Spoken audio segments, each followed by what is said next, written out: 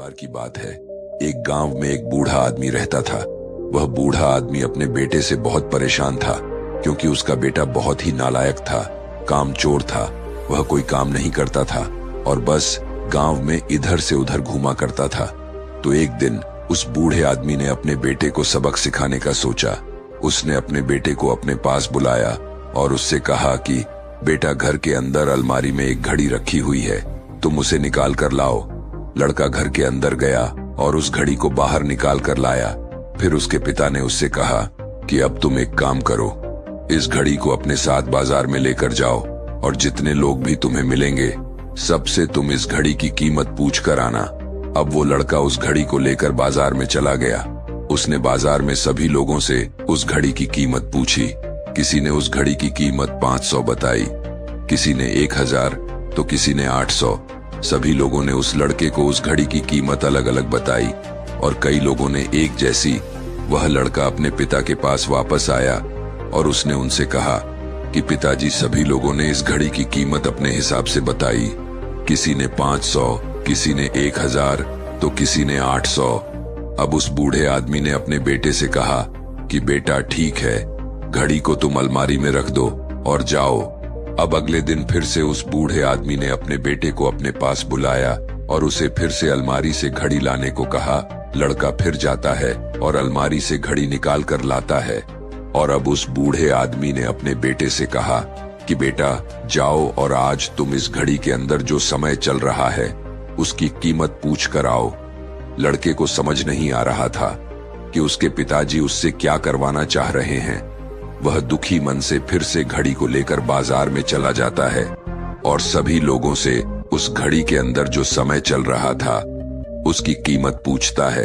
लोगों को लगता है कि इस लड़के की मानसिक स्थिति ठीक नहीं है। कल यह घड़ी की कीमत पूछने आया था और आज समय की। बहुत से लोगों ने उसे भगा दिया और कुछ लोग उस पर हंसने लगे। अब लड़का परेशान हो जाता है और सोचता है कि यह मेरे साथ क्या हो रहा है। तभी वह आखिरी बार एक बूढ़े आदमी की दुकान पर जाता है। वह बूढ़ा आदमी बहुत व्यस्त था। वह लड़के का सवाल सुनते ही समझ गया कि लड़का उससे क्या पूछना चाह रहा है। उस बूढ़े आदमी ने अपना कुछ समय निकालकर लड़के से कहा, बेटा, यह जो समय है ना, जिसकी तुम कीमत पूछ रहे हो, इसकी कोई कीमत नहीं लगा सकता है। तुम करोड़ों रुपए देकर भी अपने जिंदगी का 1 सेकंड वापस नहीं ला सकते हो। इसीलिए इस टाइम का सही उपयोग करो। टाइम की एक अच्छी बात है और एक बुरी बात है।